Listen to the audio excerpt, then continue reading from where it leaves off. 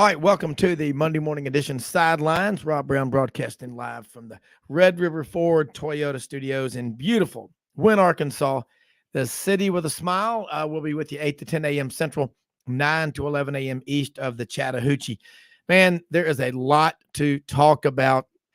I think everybody was this is the most often heard sentence over the weekend was, can you believe it? College football starts next Saturday. I think today the football teams from Nebraska and Northwestern are both flying over to Dublin to get ready for their matchup. And I think that's going to be really it's college football, and I don't really care who's playing. As long as they're playing college football, it's the greatest game of all. Jimmy Hodge is on with us right now. Jimmy up in Chicago. We got a great lineup today.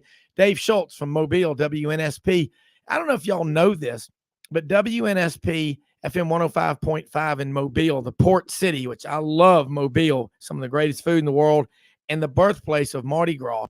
It's the first FM sports station in America. Okay. Now, Dave is pretty young. He hasn't been there since the beginning, but big time station down there. Okay. And Dave, welcome this morning. I'm driving over here to the studios and I was like, oh my God, I forgot my phone, the critical element. So we had to go back and grab that. And I tell you, maybe it's the fog or whatever, but it's going to be a great show today. Segment number 2. We'll head out west. Actually, Rick NEUHEISAL's, I think he's out in Arizona or California. He's going to be on here with us from former coach at UCLA, Colorado, and Washington, now with CBS Sports and Sirius XM. That's a great daily show. Hour number 2, Matt Dean will join us from Memphis talking about the business side of sports. And in the 4th segment, Emmy Award-winning, 2-time Sportscaster of the Year in the state of Louisiana, Jacques Doucet will join us from Baton Rouge. Man, met him at SEC Media Days, which is where you meet some of the coolest people in sports media. We'll be talking with him about LSU and the SEC. David Schultz, man, it's going to be a wild week. But can you believe it? College football starts Saturday. And by the way, you put out so much good content on Twitter, South Alabama, Sun Belt. And I'm telling you, Jimmy will agree. I love all football. I'm an Auburn grad. I love the SEC, but I want to see football everywhere. And a double thumbs up to you for making everybody aware of what's going on at South Alabama, Southern Miss. You were at University of Louisiana for several years, but thank you for doing that. I appreciate it, Rob. So, of course, it's going to be a crazy week, first week of college football, and I slept through my alarm. Have you ever slept through your alarm? It's one thing when the alarm goes off and you hit the snooze still in your sleep, but you wake up 10 minutes later. I slept through that. I'm going to be 40 minutes behind all day today. So if I'm still glistening from the shower, please excuse me. No, listen, as a hardcore duck hunter, listen, man, that alarm, sometimes I've got to be up at 3:15, sometimes at 4:30. And it's like late in the season, the days, it's just like a 2.5 month fog. And so I know that feeling, but it's going to end up getting better the more you're up moving around. But man, it's incredible. And Jimmy, over the weekend, we were talking about it and on the show Saturday. Here it is, man. We're 120 hours away from kicking this thing off. And I don't think a lot of people, you wonder when it's going to get here, and then bam, it's here. You better be ready. Dave, you've been in this business for a while, and with all the talk about NIL and the portal, and it's going to get some talk as we've gotten closer, once practice started, and really after SEC Media Days, now it's time to play football. Isn't it amazing how all that other stuff is just pushed into the trash bin of irrelevance? I mean, it matters, but we're talking football. Let's talk some football. Absolutely. I think I heard, was it Ian Fitzsimmons? They had a study on ESPN that says the fans do not care as much about the NIL and the transfer portal as I guess us media folks do. Us media folks, though, I'm not sure about the NIL as much as you got to keep track of the transfer portal because who's on the team and who's leaving, who's coming, who's going.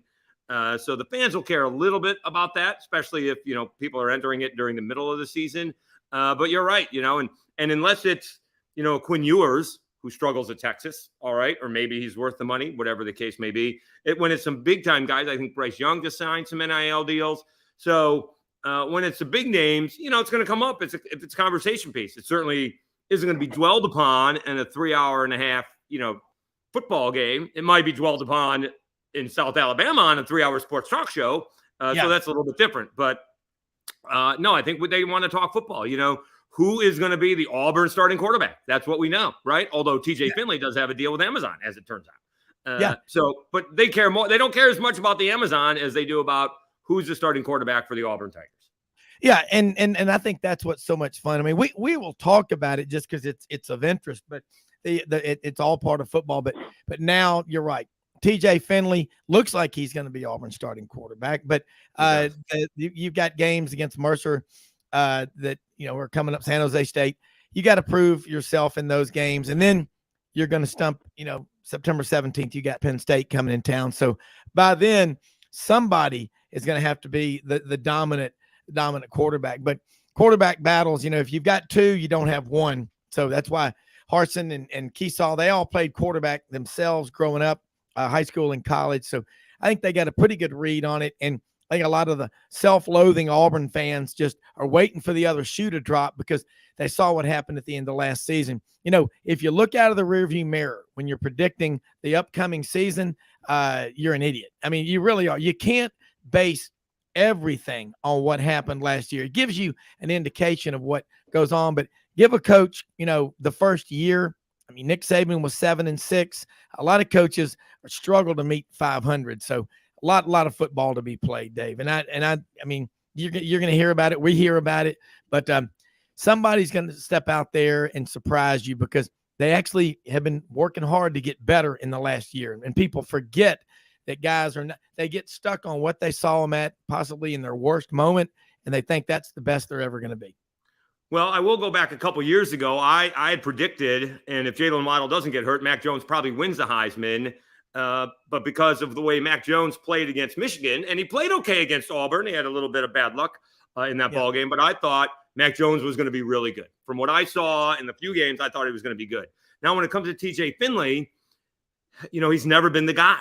I'm not even sure he was the backup for LSU. He was the third string guy who came in and, got decimated by Auburn in Auburn. And then last year he was the backup and came in and, he saved him against, was it Georgia Southern?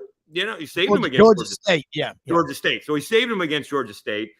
Should have beaten Alabama. That may have been more of a coaching thing than anything else, but did not play well against South Carolina and Houston. But now, he's the guy, or at least he's potentially one of the guys. He's not, you come in an emergency. And so maybe he is playing a little bit better. And maybe they've, made the offense a little bit to his strengths compared to, the Bo Nitzes of the world, or I guess it was Miles Brennan of the world. So, and remember, he's coming in as a freshman at LSU. And last year he's a sophomore. He's only a third-year junior. So, think about Joe Burrow as a fourth-year junior was average. Well, not that good, but he hadn't played football in 3 years. So it took him a half a year or so to get the rust off. And by the next year, he was taken off. So I'm not sure TJ Finley's going to have that kind of jump. But if he's the guy from the get-go, we'll see how he does. He's probably playing much better. You're right about the first two ball games, Mercer and San Jose State. Justin Hokanson from On3 had mentioned, that the starting quarterback competition is going to go on through those games. So I would not be surprised to see a Robbie Ashford and a Zach Calzada somewhere along the way, because I think those games are going to be blowouts. All right. I will tell you something also, Rob. I'm not going to get sucked in like I did last year because the first two games were blowouts. And I was like, oh, no, they got it all figured out. No, it was more Auburn played well, but it was more about the other team was not up to Auburn's level. So we won't go nuts if they put up 60 points in the first two ball games when they got Penn State, Missouri, and LSU in the next three. Yeah, and I agree with you. And TJ Finley started, I think, 3 games as a true freshman at LSU. And Frank Duffy was on the show with us Saturday, big time LSU fan, and said he looked like he had command of the game. And then something happened. He left, came to Auburn. But yeah, a lot of you just want to see them play against the Penn State, Missouri, LSU, that kind of competition.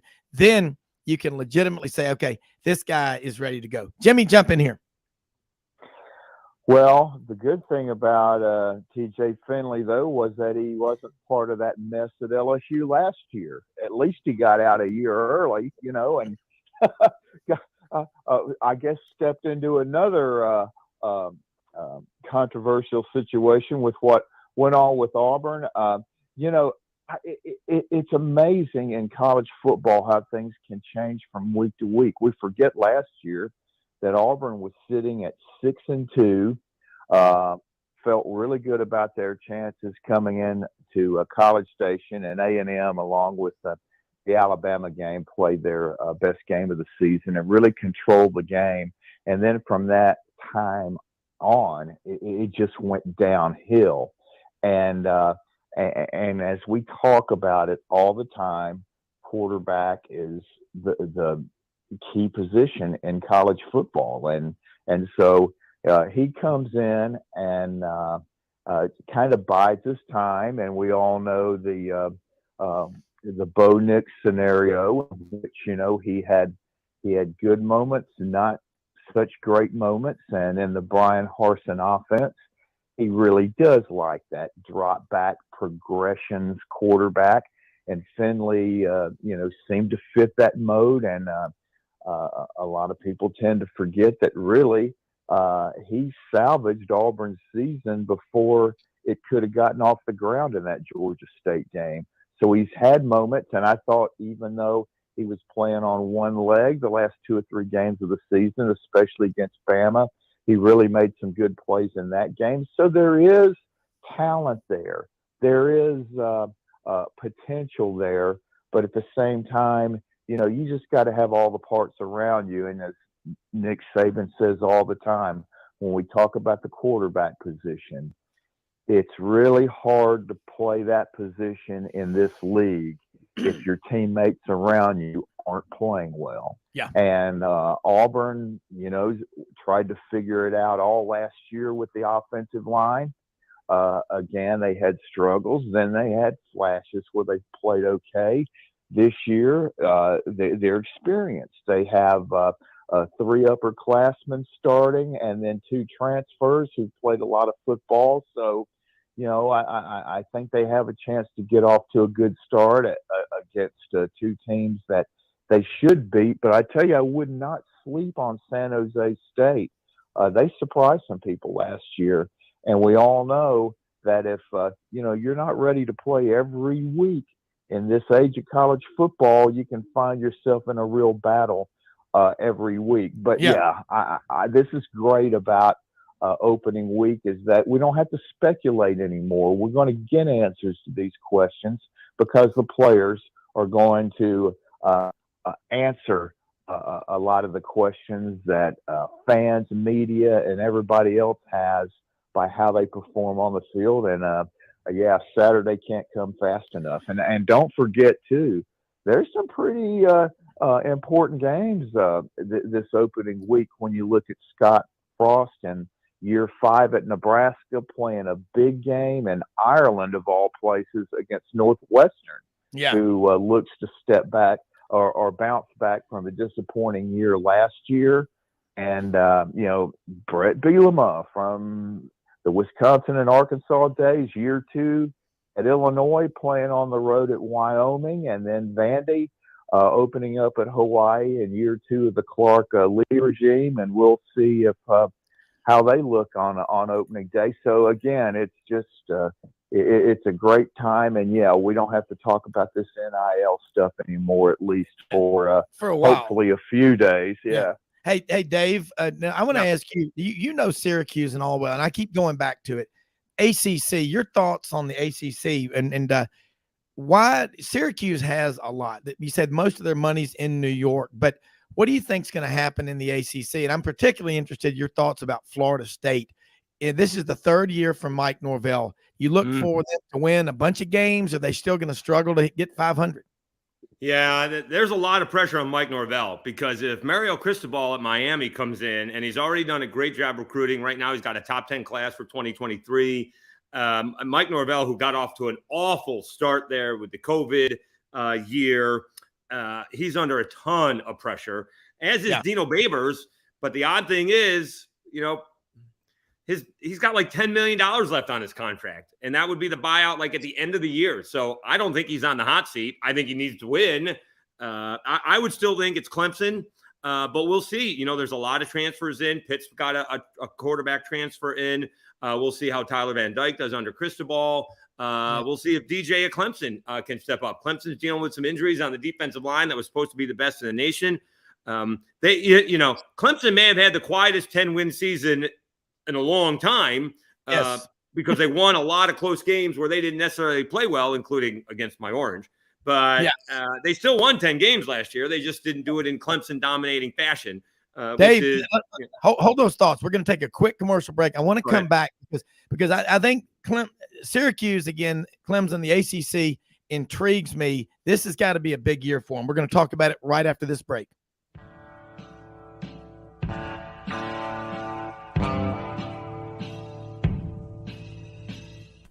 Red River Ford and Toyota, located in Wynne, Arkansas. If you're in the market for a new or used car, truck, or SUV, call, go online, or drop by and see them. Located 45 minutes from Memphis, go off the 4-city exit on I-40 and go north about 15 minutes on Highway 1. Easy to work with and still believe in customer service. If you live out of town, they will deliver your vehicle to you. RedRiverFordToyota.com. Just see what they can do.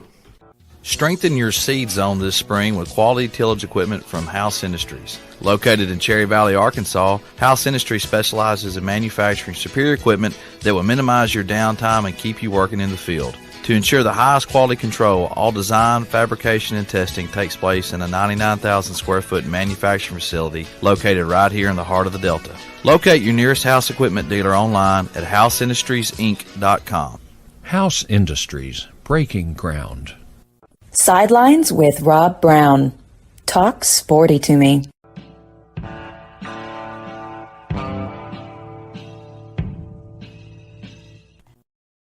All right, Rob Browne back here, Red River Ford Toyota Studios in Wynne, Arkansas. They're open every Monday through Saturday, 9 a.m. to 6 p.m. Service department on Saturdays, 7:30 a.m. to 12:30, 25 service bays. This isn't Talladega, but it's pretty close. Austin Futrell and the crew will get you in and out quickly and efficiently and at a fair price. RedRiverFordToyota.com. Jimmy Hodge, Chicago, Rob Browne here in Wynne, and Dave Schultz down in Mobile, the port city. Let's carry on. You were talking about Clemson had maybe the quietest 10-win season in college football last year with DJ Uiagalelei, the quarterback. I mean, if a dog will bite, he'll do it when he's a pup. Did you see enough out of him last year to make you think that, okay, that was just an off season for Clemson? They're going to be back this year, 14-1 at a minimum, 13-2 type of season, or is that just as good as he is? Well, I think you said it.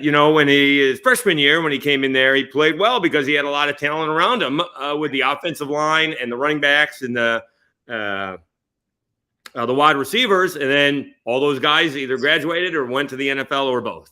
And so the talent wasn't quite what it had been before. And so he's trying to carry the team, and he wasn't quite able to do it, right? He's not. And I mean, it's really tough to fit. You got to follow Deshaun Watson and Trevor Lawrence, right? So, and if you're not up to that level, you look bad. So we'll see. Again, the ACC is not the most difficult, right? It's not the SEC. But I heard someone else say, a lot of good quarterbacks in the ACC. We'll see if, one of them, they strike gold, or if it's, week in, week out is a tougher schedule than we think for Clemson. But they're clearly the favorite. And everybody I've asked, Rob, everybody thinks, as well as I do, Georgia, Alabama, Ohio State. Who's the fourth team? Well, right now it's Clemson. So we'll see. We'll see if that changes throughout the year. Yeah. And you think about Clemson and the ACC. Last year, Pitt, Wake Forest, they both had big years. And Pitt, Kenny Pickett's gone. Pat Narduzzi is a good coach at Pitt. And that is a school with a lot of tradition, as Syracuse is. And you just wonder, is Syracuse there? They got into the ACC knowing that they're going to have to be good in football. But you look top to bottom, Wake Forest, Sam Hartman, I don't know how long he's going to be out. If he'll play at all this year, we don't know. Right. Want to switch gears now. Texas made it official. I don't know if it's a surprise or not. Quinn Ewers is the starting quarterback out there. And, people are wondering, how did that happen? Well, I mean, if he's the best, he's the best. But Texas and their starting quarterbacks, I don't think there's any school in America that really has more pressure from boosters coming to practice, riding around in golf carts, putting their hands in. But is the Texas, Alabama's going out there September 10th, 11 a.m. kickoff on Fox. That game, is that the game for Texas to stand up and say, okay, here to the rest of the college football world, this is our report card in year 2 of the progress that we're being, made under Steve Sarkisian? Or is it way too early to put that kind of pressure, considering the mess he inherited at Texas? Probably both. Probably both, to be honest with you. I'm trying to figure out the craziest story, the craziest rumor from last week, Rob. Was it Brady as the Masked Singer or the Texas boosters actually making the decision as who's the starting quarterback? Usually you'd only hear that from, Auburn. Yeah. But I right. would not. I mean, I think from what I heard last week, I don't know who told me I had a guest on, and Brandon Marcello said they're having all kinds of issues outside of the quarterback at Texas with the offensive line. And if you got Dallas Turner on one side and Will Anderson on the other side, and you got offensive line issues, good luck. I think Quinn Ewers is in for a world of hurt in that second ball game. Alabama's got a cakewalk to begin with Utah State, right? The starters will probably play 2.5 quarters. They're going to be well rested. Quinn Ewers hasn't played football in 2 years. Yeah. Right, since his junior year in high school. He played last year at Ohio State, and so he hasn't played in a couple of years. So for him to be a second game, I'm not sure that Texas wants their report card to be what that game is, because I think Alabama is going to blow them out. I'm not sure Nick Saban has to run it up. That's not a Nick Saban kind of thing compared to the old ball coach, who would always do a good job and, help us cover. Although I think Alabama will cover against Texas. I just don't think he's going to put up 50 because he doesn't have to prove anything. But I'd be shocked if Quinn Ewers survived the game. He may have to come out just to not, kill his confidence, because I'm not sure Texas is going to have a good opportunity moving the ball. The Alabama defense is something special this year. They got a ton of talent all across the ball. They almost have too much talent in the defensive backfield. So I'd be shocked if Texas is in that football game. They better enjoy the tailgating, the band to begin the game. Maybe they win the coin flip. But because, I'm 10 minutes into that game, I'd be shocked if it's still a football game. Yeah. And, Quinn Ewers last year, at the end of the Michigan State game, Ohio State won that one 56-7. He went in and took 2 handoffs and a knee. Oh. That's it in the last 2 years. And you're right. Now, the muscle memory index, he's played a lot of football in his life. And, there's something about this guy that makes you wonder, is he like Chad? Remember the character Chad in the movie The Karate Kid? Same thing. Yeah, that's what I call quarterbacks that act. I don't know. There's something about him. And he classifies, gets out of school early, goes to Ohio State, gets the NIL deal, and he leaves. Does he like competition? CJ Stroud. The great ones feel like they can overcome anybody around them. Now you're going to have him, and then Arch Manning will be coming in.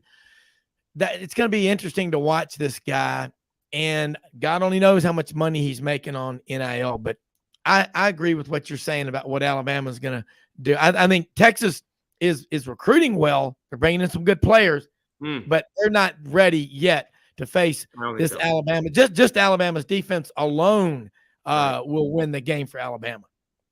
I just don't think it'll be close. And I mean, did you see Deshaun? You said it's only been a couple years, and he did have a couple handouts. Did we see Deshaun Watson in a preseason game? He hasn't played in a couple years, and that's Deshaun Watson, right? Yeah. You go back a couple years, he led the NFL in passing. So this guy is going from Texas high school football, which is pretty good, to Alabama and the SEC, which is a whole different level. I think his head is going to be on a swivel, and he's not going to know where that Alabama rush is going to come from. It's going to be a sight to behold. Yeah, it is going to be wild. Jimmy, questions for Dave Schultz down at WNSP. Folks, you need to follow this guy, man. David Schultz on Twitter, and he'll give all that out to you later. But he is constantly putting out content. SEC, ACC, Gulf South, Sun Belt, South Alabama. Man, this is what true grit journalism is all about. Yeah, we talk exclusively college football, but once the name Deshaun Watson came up, when you talk about futility, the Cleveland Browns front office signs this guy to a 5-year, $230 million deal, not knowing what the length or terms of the suspension are going to be. And now in the first year of the contract, he's going to miss 2/3 of the season right off the bat. And you had no idea what the suspension would be. And I was thinking it could have very well been a year. They were kind of fortunate to, for it to be 11 games, although the original ruling was 6, which was ridiculous. I think once the NFL appealed that, everybody knew that wasn't going to stand, but good grief. And now you go to Texas. I mean, we're talking right now about a 15-year string now where, as far as offensive linemen are concerned, I think Texas has had a grand total of 1 correct picked in the NFL draft. And now in year 2, Sark is trying to get this thing rolling in the right direction. And you get Alabama in week 2, and then you have this circus going on in Austin involving the quarterback situation. And the last time this happened, I happened to live in the Austin area when the boosters tried to ram Chris Sims down the Longhorn fan base's throat after Major Applewhite had a couple of sensational seasons and was ready to have a third. And it just really disrupted everything, and it cost them the Big 12 championship when Colorado slipped in and won it under Gary Barnett. So, again, Texas just seems to be a never-ending soap opera involving way too many Chiefs and not enough Indians, and evidently it's still going on. But I don't know, Dave, what you heard about this, but my understanding was that the Texas media was expecting to have 3 players sent out to answer questions, and just before that was supposed to take place, a note was handed out and read, and I don't know who read it, but it just said that Quinn Ewers had been announced as the Texas starting quarterback on opening day. Yeah. And Question. no questions, no anything. It was just kind of bizarre. Yeah. Well, Rob, so Jimmy, here you go. I didn't know about all that. And guess who I'm going to talk to today? And now I got a good question because he thought we were too easy last week. I got Major Applewhite in my backyard. That's a great question for Major Applewhite. Jimmy just served you up. He served me up. He's not going to answer the question, but I'm going to ask. Yeah. I mean, the situation that we're hearing in Austin, with, again, Ewers and his NIL deal, he had originally committed to Texas 2 years ago. He was, after his junior year, rated the top dual threat quarterback in high school football. And then when things started getting rocky for Herman, he decommitted and opened his recruitment up, and then verbal to Ohio State.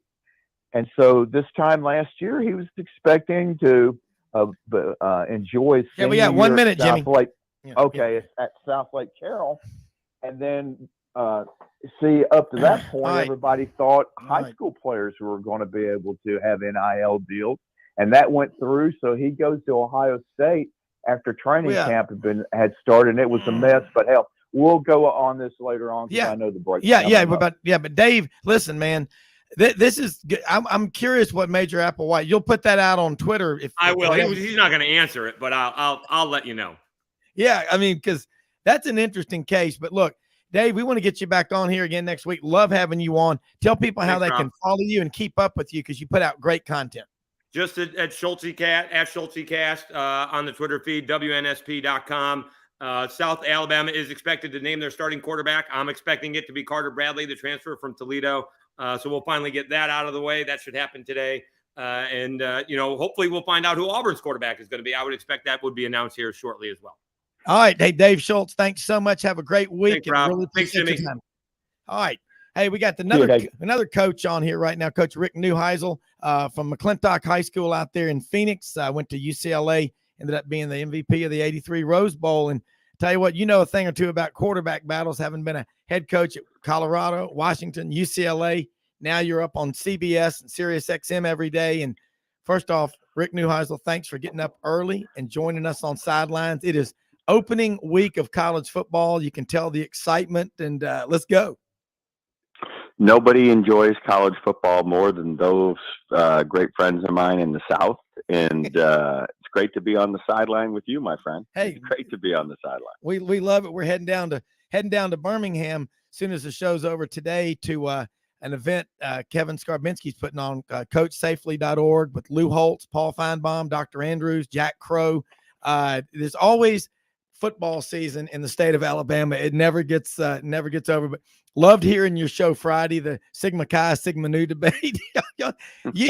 you know, Coach, we're gonna let you roll, man, because we appreciate your time. But here it is. You got some debates about who the quarterback's going to be. Some teams start Saturday. Some of them are 2 weeks from now. But to kind of lay the ground, you've been there on both sides. Well, ultimately, coaches all know we need a quarterback. We have to have somebody that takes charge, that has that kind of leadership chip in his DNA, that can get in the huddle, clap his hands, and everybody in that huddle knows that the next play is going to work. Yeah. Regardless of what the play call is. They just know it. But you can't force it. We all think that we know who the guys are going to be based on our recruiting, our evaluation, and so forth. But when you let the guys get out there on the field with coaches away in the scrimmage situations or game-like situations that are situational, and you just let it happen organically, it's incredible how sometimes it isn't exactly who everybody thinks. I remember vividly coaching at Colorado, and we had a young man who kind of ascended to, now it was going to be his chance. The kid was named Jeremy Weisinger. He was from Uvalde, Texas, and this was going to be his job, you know. But this kid that came in, Mike Machete, who actually recruited just to be an athlete, thought he might play in our secondary, had been with the Oakland A's. He was older, he was wiser, but when he went in the huddle, he did exactly what I just said. He clapped his hands, and everybody kind of got a little bit more attentive, and all of a sudden, magic happened. And I remember going around a staff room with all the coaches. I said, all right, who do you guys think should be the quarterback? And everybody to a man said, well, Weisinger should start, but Machete will be the guy who bails us out if we get in trouble. And I said, do you guys all realize you're expecting to get bailed out? Why are we going to start with somebody who's going to bail us, who's going to put us in a situation where we got to get bailed out? Yeah. We're going to start Mike Machete. Yeah. And I knew the consequences, and that's one of the reasons these battles go so long, because the consequences are, once you make a choice, the other kid and his parents or his circle of influence are going to want to leave because they get upset. Yeah. And that's particularly true now with the transfer portal, right? Yeah. We've got everybody, moving on to, I just heard you say the South Alabama quarterback's going to be a kid that transferred from Toledo. I mean, it's on and on and on it goes. So you can't worry about it, except it's your job to worry about it. Yeah. But at the end of the day, you have to go with the kid that won the job. And everybody in that locker room knows who won the job. They were all there. And if you try to force the hand into a different situation, that's what's so interesting about this quarterback battle in Texas. Can you hold that thought for 1 second? We're going to take a quick break, and I want to come exactly. You read our minds. We're going to be right back with more Rick NEUHEISAL, Jimmy Hodge, and Rob Browne.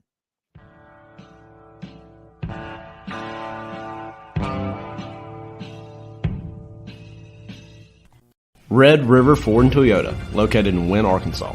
If you're in the market for a new or used car, truck, or SUV, call, go online, or drop by and see them. Located 45 minutes from Memphis, go off the 4-city exit on I-40 and go north about 15 minutes on Highway 1. Easy to work with and still believe in customer service. If you live out of town, they will deliver your vehicle to you. RedRiverFordToyota.com. Just see what they can do. Strengthen your seed zone this spring with quality tillage equipment from House Industries. Located in Cherry Valley, Arkansas, House Industries specializes in manufacturing superior equipment that will minimize your downtime and keep you working in the field. To ensure the highest quality control, all design, fabrication, and testing takes place in a 99,000 square foot manufacturing facility located right here in the heart of the Delta. Locate your nearest House equipment dealer online at houseindustriesinc.com. House Industries, breaking ground. Sidelines with Rob Browne. Talk sporty to me.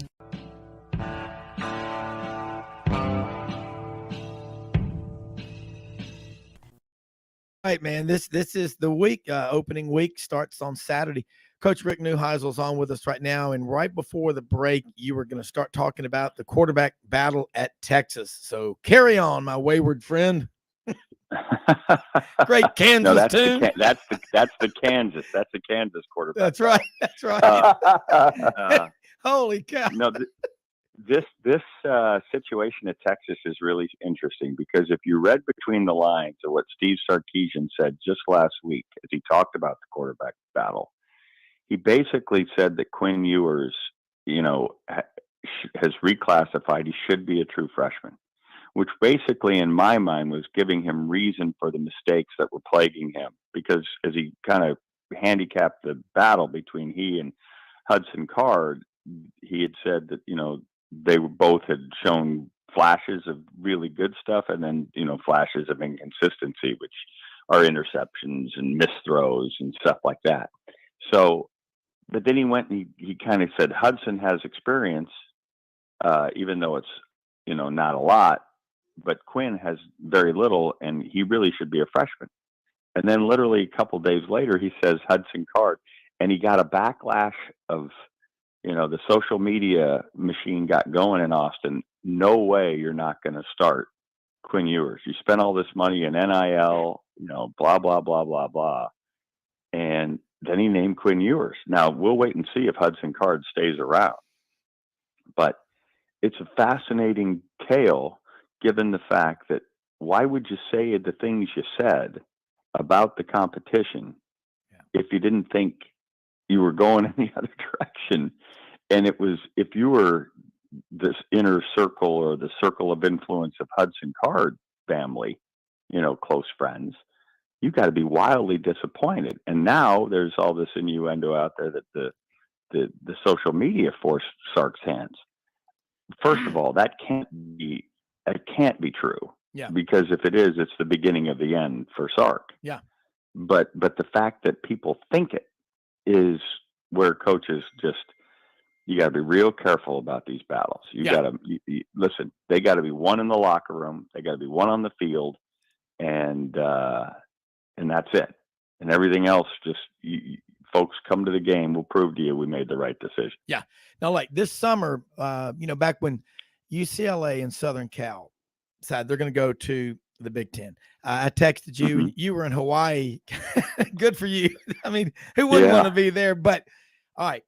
I want to see Southern Cal and UCLA successful. And I've been trying to get Ben Bolich on, who covers the Bruins for the LA Times. And I all these emails I'd sent him were coming from my iCloud, so we never communicated. And I've got to get him on. But I want someone, and that market really well, but I want to be able to have a beat writer that covers Southern Cal, that covers UCLA, San Diego State. That football's big out there.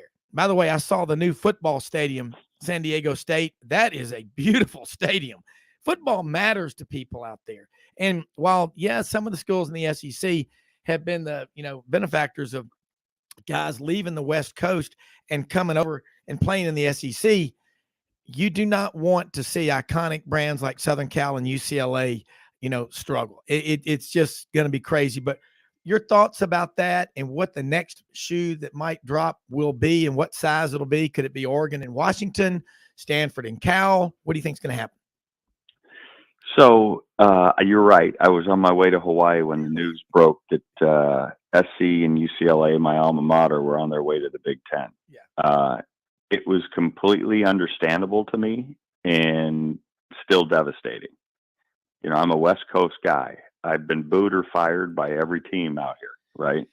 And I have great memories of what the Pac-10, what the Pac-12, actually even all the way back to the Pac-8. Yeah. I remember those conferences, and for it to come to this is really a sad tale of what the heck has happened. Mm-hmm. Larry Scott, the commissioner of the Pac-12, did a deal with both Fox and ESPN to put as much money in the coffers of the Pac-12 schools as he could. But he misread the tea leaves when he thought about this deal, because neither of those conferences promoted the Pac-12. They both had inventory to put on their airwaves, but we weren't getting the best that ESPN had to offer. We weren't oftentimes getting the best that Fox had to offer. We were getting FS1, we were getting ESPN2, we were getting late night broadcasts, and it became a sticking point with the coaches, because late night means you're getting home early in the morning when you're a visiting team, and it just became a bad deal. Fans don't like getting home at midnight to go to their games, especially when you get up in the Pacific Northwest and it's cold. It just was not a great deal. Even though it spun off lots of money, it wasn't a great deal. And when you added that to the Pac-12 network, which couldn't get their distribution thing done because they never got a deal with DirecTV, Larry Scott's deal became, rather than a proud signature moment for him, became an albatross. And that deal lasted too long.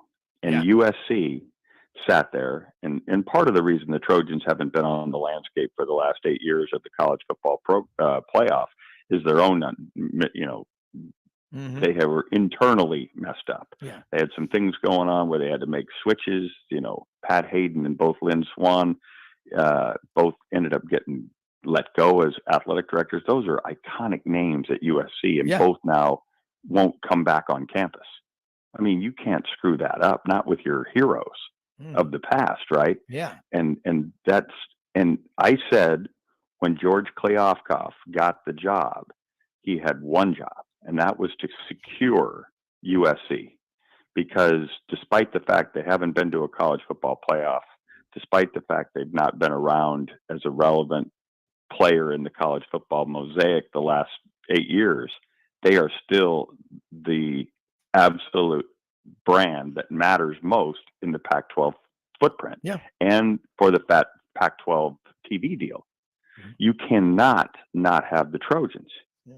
So for the Trojans to be off to the Big Ten, and I'm assuming that UCLA got wind of it and said, look, we can't survive without the Trojans. Can we come too? I'm assuming that. Yeah. Now, maybe, people are saying they got, both got recruited independently. I think this had to be a package. But the bottom line is both are off to the Big Ten. But here's what I think will happen. I really do believe this, because there's so many schools in the Pac-12, most notably the Bay Area schools, Cal and Stanford, and the Pacific Northwest schools, Oregon and Washington, that fit the identity of what a Big Ten school is supposed to look like. Yeah. And I think the fact that they're already on the West Coast, and look at the time zones, Rob. If you look at the time zones, they got noon covered. They got the 3:30 window covered now with CBS. They've got the 7:30 time zone covered with NBC. And then but they don't have that last one, right? Well, if you have UCLA and SC already, you just need some more players on the West Coast, and then you can get the 10:30s time zone. Yeah. The 7:30, that one we just talked about. And maybe that's a way to get ESPN in on board. Mm-hmm. So to me, I think they're still going to chase some of these schools from the West Coast to create inventory on the West Coast, so they have it all day long from sea to shining sea. Yeah. If I were Kevin Warren, that's what I would be doing. And because if you follow his NFL model, which is clearly what he's following, his NFL background, having been with the Vikings in the front office, the NFL goes from beginning of the day to the end of the day with their NBC Good Night Football Night in America, but they also go to Monday night, right? So expect a streaming deal on Friday night and expect all the way to the end of Saturday. Wow. I mean, Jimmy, jump in here because you got questions and we'll make them quick so we can get a lot of stuff in. But man, you just explained like nobody else has done. That's why I knew when you came on, this would be a great segment. But it makes a lot of sense, Jimmy.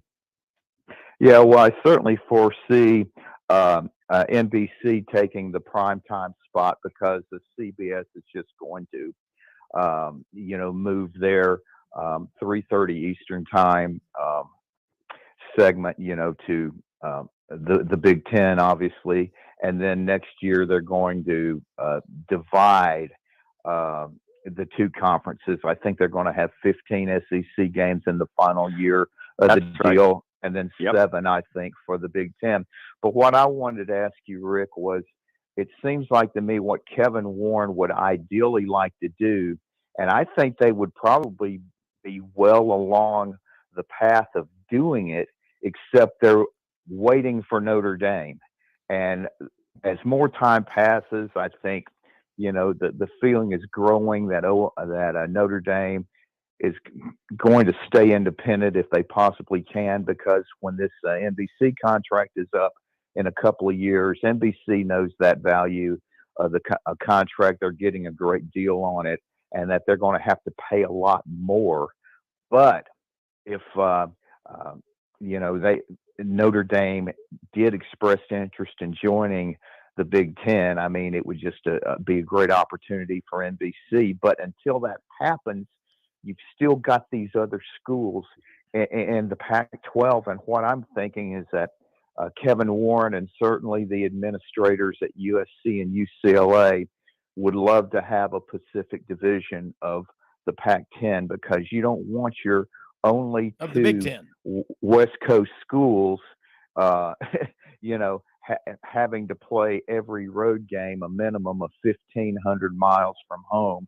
And it's closer probably to 2,000 miles. And by having Cal and Stanford and then Washington and Oregon, that, broadens that West Coast base. And secondly, the biggest asset the Big Ten's always had that Jim Delaney exploited beautifully is the fact that, but I mean, from a total money standpoint, though, is the fact that within the Big Ten blueprint as is, they already have 2/3 of the TV sets in the United States. So now with the Pac-12 schools, you get the LA market, the San Francisco market, and the Washington market, which fits in perfectly to their blueprint. Yeah. And again, do you think everything it kind of subsides until Notre Dame makes a call, or do you think the the Big Ten gives it a couple of years, and if Notre Dame doesn't make a move, they may just go ahead and expand with this maybe so-called Pacific division of the of the Big Ten? I think that they are looking for one of their television partners or another television partner to come in and basically subsidize the advance into the Pacific Northwest and Northern California.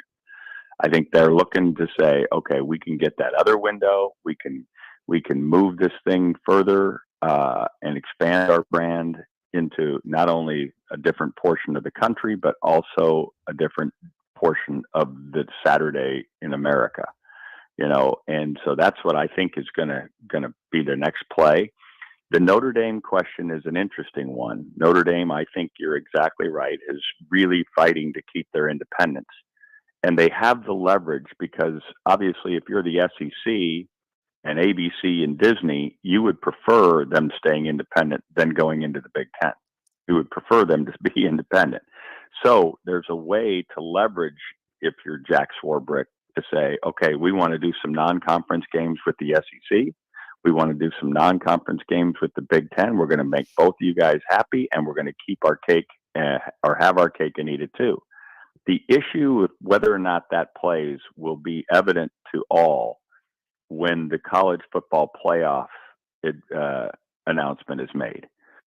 If Notre Dame has clear access to the college football playoff while remaining independent, then, and that will mean that there aren't a lot of automatic qualifiers, then you can say that Notre Dame won this leverage and bargaining deal.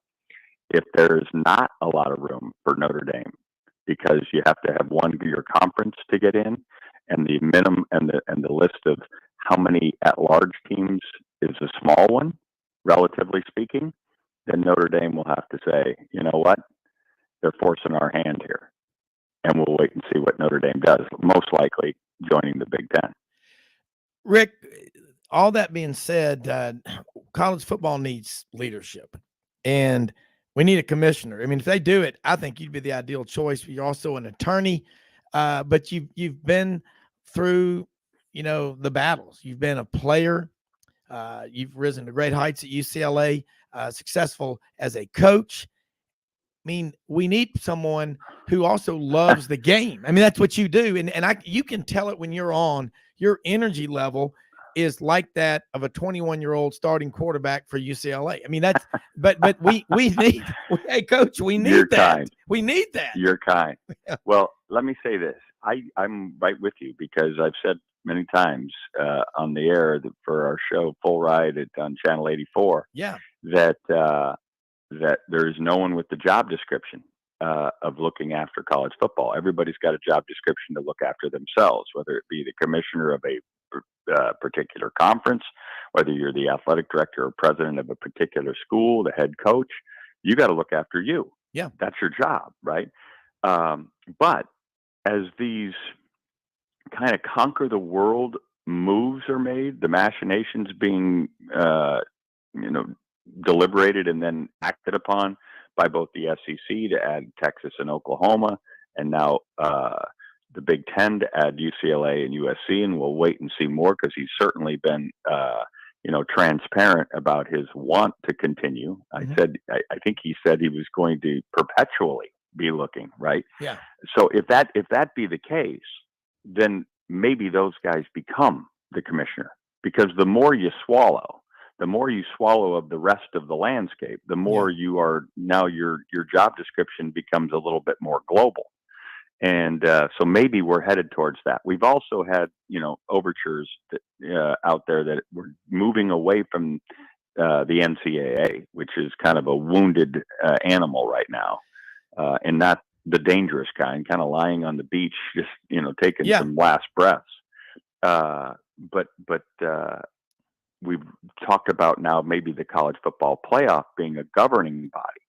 Yeah. And if that be the case, if we move towards that, where we look after ourselves, well, then whoever's in charge of that college football playoff will have some real power, will have some real chance. Coach, and if we can keep these television contracts reasonable length, then maybe the next time we can negotiate as a entity rather than just as a bunch of individual outlets. All right, we're gonna be back. We just have 2 more minutes, and we're gonna be right back. I just want to ask you one more question. I know you got to get going because you just nailed it, and we'll be right back with more with Rick NEUHEISAL.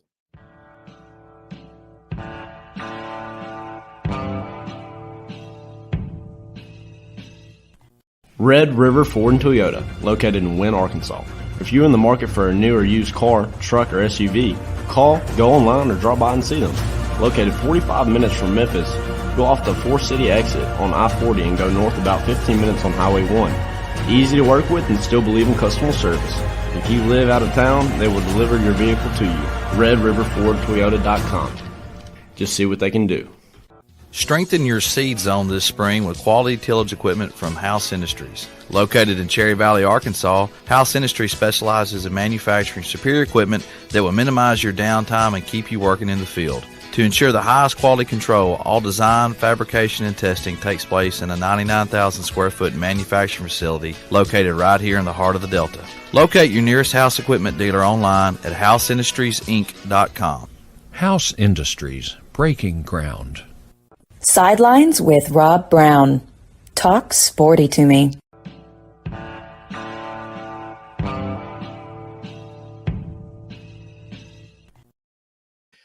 Coach, I love what you just said about this conference expansion and all this stuff. And I know you got to get going, but tell people again what y'all will be talking about on your show, Sirius XM Channel 84, because I'll be listening on the way to Birmingham. But again, thank you so much for taking time, getting up early out west and joining us. Now, are you in New York, back and forth between New York and California and Arizona? No, I am in California for one more day. I'm flying to Omaha, Nebraska today. Okay. My son is going to try the first stage of the Corn Ferry Q School. Yeah. So I'm going to go watch him play a little golf for the few days before I head to New York on Friday. Yeah. And then we do our preview show on Sunday. So we're getting ready to start. Week 0 is upon us. It's Nevada at New Mexico State on Friday night, Rob. Hey, look, it's college football. I just love to see the game, man. Yeah, it's going to be really fun. There's like 3 teams that, maybe more than that, but North Carolina's going to get a little tune-up before they go to Appalachian State. Yeah. We're going to see Utah State get a little tune-up before they come to Tuscaloosa and take on the Crimson Tide. Florida State's going to play Duquesne before they end up going to New Orleans to play LSU and Brian Kelly's debut. Mm-hmm. So lots of teams trying to get a little tune-up. Vanderbilt all the way out in Hawaii, getting ready to take on the Timmy Chang's Rainbow Warriors. And then we're going all the way to dang Ireland to see Northwestern and Nebraska in the Scott Frost Can I Keep My Job tour. So Yeah. It's going to be fun. It's going to be fun to watch. Hey, look, Coach, people listen to his show every Monday through Friday on Sirius XM Channel 84. That is, what time is it Eastern? It's 10 to 1, isn't it? 10 to 1 Eastern, Channel 84 on your XM dial. And it's Chris Childers and I, although I don't think Chris is going to be with us today. I think he's battling a little laryngitis. So my buddy Mike Yam, who I used to work with out at the Pac-12 Network, will be joining us this morning. Yeah. Well, you know what? The great thing about you, you make every game matter when you're talking about them, and that's what we love about you. Thanks so much, Coach. Have a great week and a great show. Thanks, Rob. I appreciate it, and enjoy the college football season, all right? All right, looking forward to it. It's even better when you're on. Thanks so much. I tell you, I'm so ready for college football. Rick NEUHEISAL on there. You know, when he's talking about that, you can feel the passion and the energy, the electricity in his voice, the way he feels, you know, the game, it does matter. And you talk about Southern Cal and UCLA, the Big Ten, maybe having a Pacific division, but that might be the Big Ten may rattle the cages out there on the West Coast and get those folks fired up, because we got to have football being strong all over the country. It grows the brand, increases TV set awareness. You know, that's a big awareness, TV set awareness. But man, the guy, Coach NEUHEISAL, Rick NEUHEISAL, a walk-on. I think he was going to Yale. Terry Donahue convinced him to be a Bruin and go to UCLA, and he had a great career there. Worked for everything he got. He's kind of like Chris Doering. I'd say, you know, Rick NEUHEISAL is the Chris Doering of UCLA. Like Doering, a walk-on at Florida. Same thing with NEUHEISAL at UCLA. But Rick NEUHEISAL, first class all the way.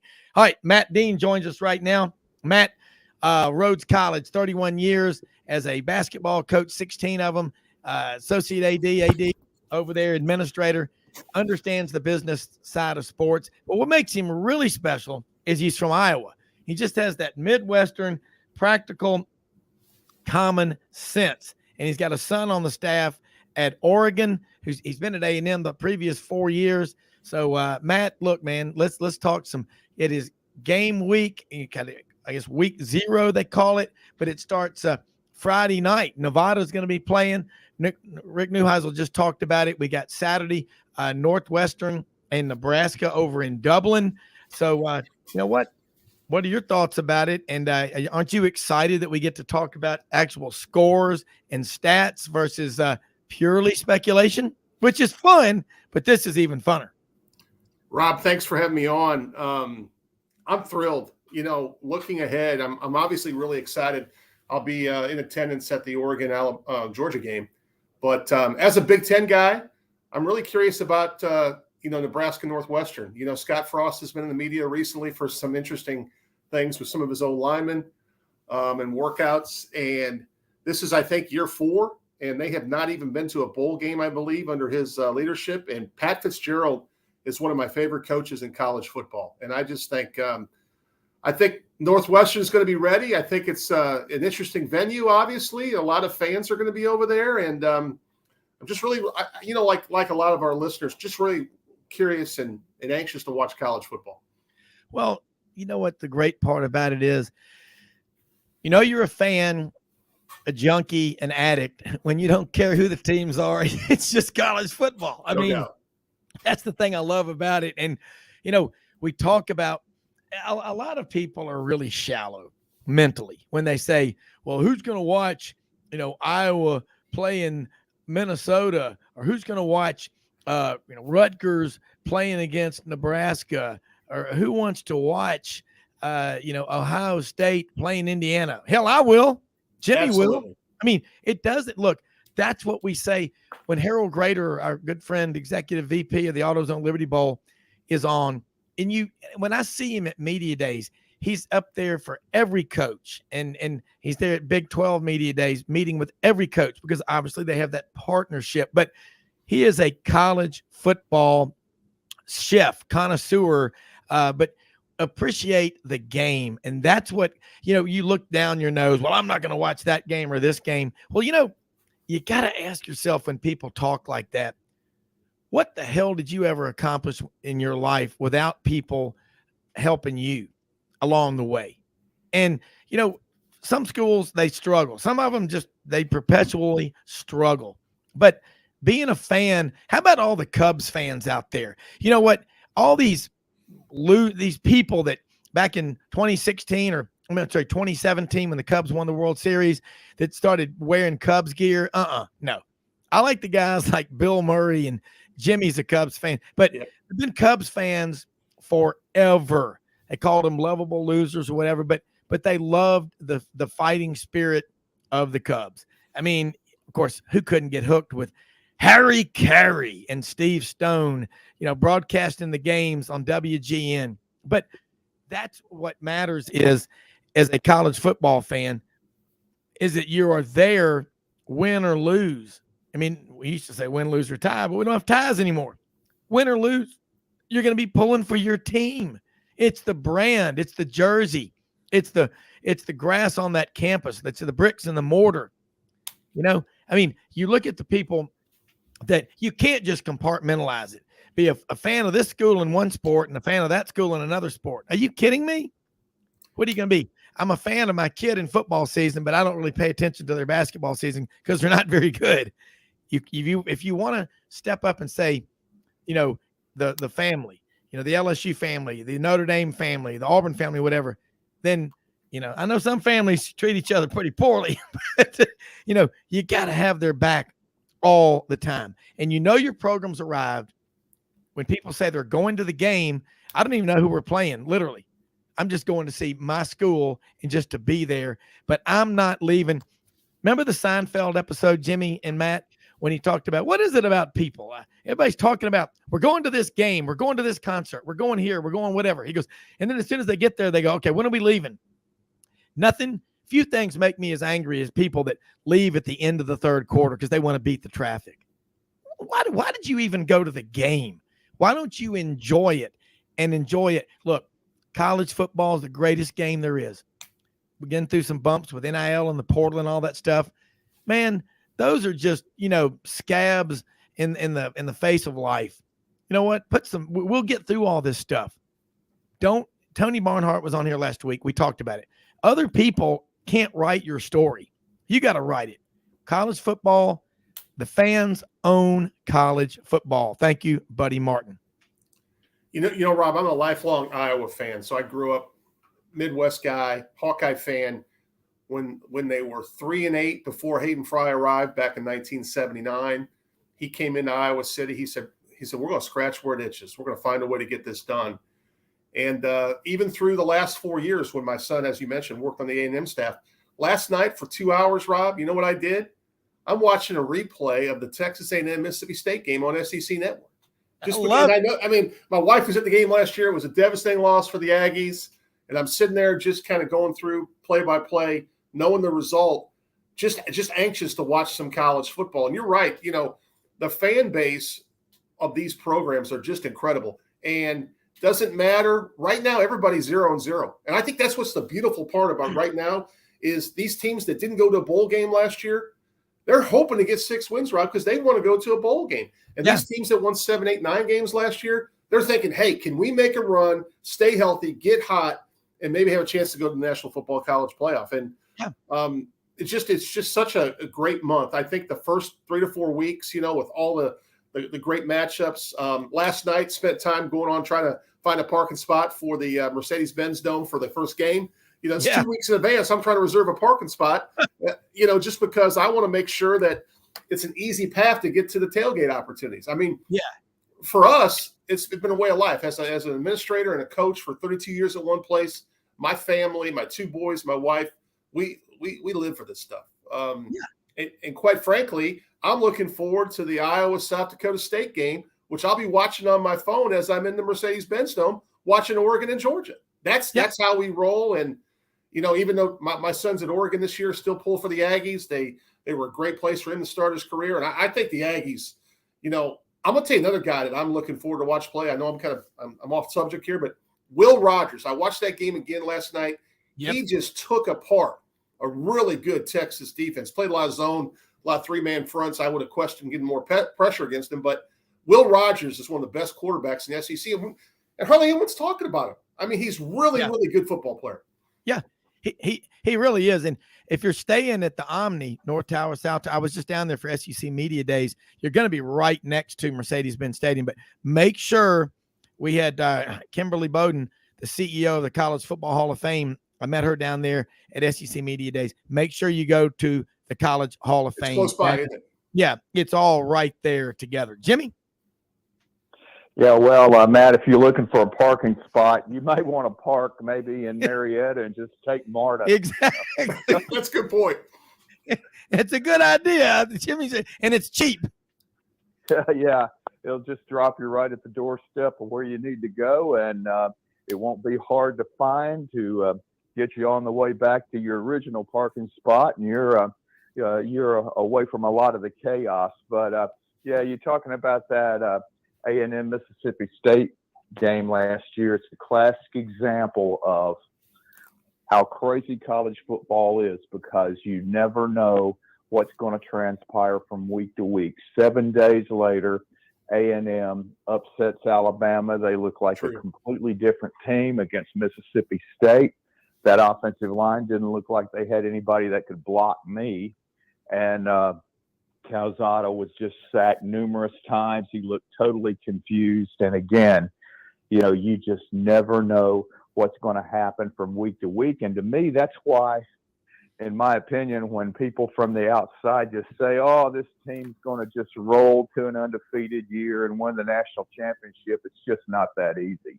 No. Especially when you have to go through 14, 15 games and try to get through a season without injuries to significant players. Just ask Alabama, you know, when you're playing the last 3 quarters of the national championship game without a total of 75 catches and 2,000 receiving yards out of your lineup, and you play the game without your 2 starting cornerbacks. It is tough to keep all of your key players intact, and you have to develop depth. And it's just a long slog, and you've really got put a lot of thought into developing your depth and just having everybody ready to play at a moment's notice, because you never know when a player's going to be injured, at what position, and for how long that player may be out. So that's what makes this college football puzzle, so fascinating. But Matt, I was going to ask you, so how are things going right now at Oregon under Lanning, and I understand that Nix have they announced him as the starter. I've heard speculation that he most likely will be if it hasn't been made official. So how's your son kind of adjusting to the liquid sunshine? It's definitely a long way from home, Jimmy. They have not announced the starter yet, but from all accounts, Bo Nix has had a really good camp. If you go on the 2 deep, I think that was developed from spring practice, he's listed as the starter, but that, Ty Thompson, I think him and Ty are in a really competitive battle, but it's not been announced. But like Tyler loves working for Dan Lanning. Dan Lanning, I know when we get to game week, there's going to probably be a lot of focus on both sides of the equation, but what a really good story. Dan was the defensive coordinator, Kirby Smart's first national championship. He leaves to go to Oregon, and his first game as a college football coach, go back to Atlanta to compete against his old boss, Kirby Smart. I think it's a great story. They have a lot of pieces in place. They have a really good offensive line coming back. They got a nice transfer from Colorado, Christian Gonzalez in the secondary. A lot of people don't know this. Their wide receiver coach, Junior Adams, Coach Cooper Kupp, who's the best receiver in NFL football right now. Yeah. Tosh Lupoy, a former, I think he was on one of Alabama's national championship staffs as their defensive coordinator. And they have a lot of pieces. I think it's going to be a really competitive game. I think it's going to be one of those situations where I think kind of playing with house money. If you're Dan, first game ever, and you get a chance to go and you know a lot about your opponent. And but getting back to Jimmy, your point, I think the facilities and the tradition of Oregon football has just been really magnetic, so to speak, because I had a chance to visit up there. You walk in, you see Marcus Mariota's Heisman Trophy. You know a little bit about the history once you walk into the Marcus Mariota Performance Center, and I'm thrilled to have a chance to watch them play live. Well, I'm sorry. Hey, real quick, Matt, I just wanted to follow up when you mentioned Tosh Lupoy. When Kirby Smart and Nick Saban were obviously together at Alabama and Tosh came on board, both of those guys have been known to say that at different times that he is the best recruiter they had ever seen. Yeah. And that is just how valuable this guy could be to the Oregon program going forward. Yeah, that'll be fun. Look, let's take a break. We're going to come back and talk more about that. You're talking about Dan Lanning. I mean, coming back, and I'm sure Kirby Smart's trying to change a lot of his signals or whatever. But this game in Atlanta, September 3rd, is going to be the game in the country that day. It's going to be 2 top 10 preseason schools. Rob Browne, Jimmy Hodge, Matt Dean, live from Red River Ford, Toyota, and Wynn. We'll be right back.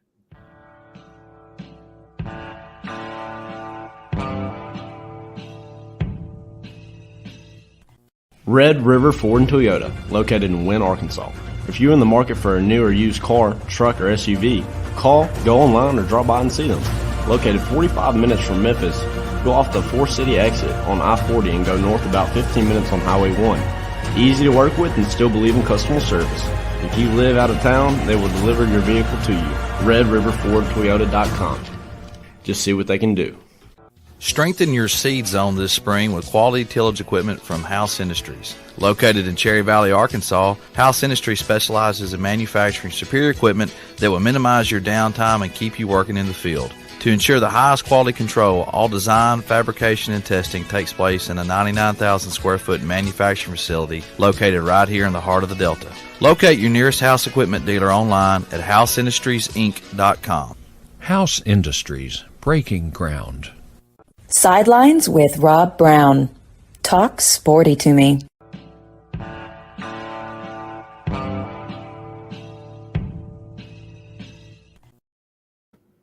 All right, Rob Browne back here with you. Matt Dean over in Memphis. Jimmy Hodge up in Chicago.